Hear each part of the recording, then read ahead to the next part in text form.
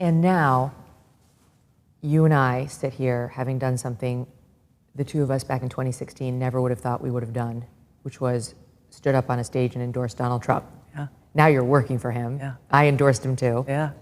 And it was so great. I was there. I remember. And it was such a powerful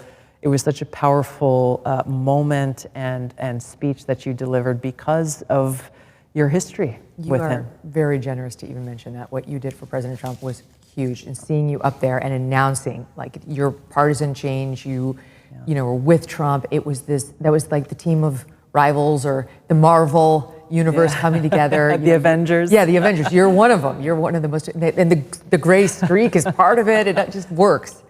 But I wonder if you do decide to do something, you know, in the future, running for president or individual executive leadership, what have you learned from him?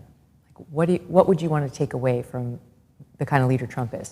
He's a very bold leader. And as we see, he's making decisions without care for what the media chirps about him or what his so-called critics may say about him. And he's quite masterful at it, by the way. You know, he's been so effective at connecting with the American people in ways that I think a lot of the politicians or the so-called political pundits here in Washington, D.C. Never really understood, and maybe a lot of them still don't.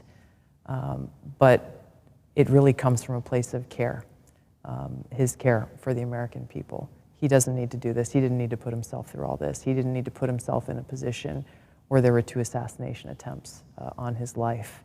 And the kind of bold change that we're seeing happening now across the government, it's never happened like this under any other president. And so I really respect his boldness and his courage.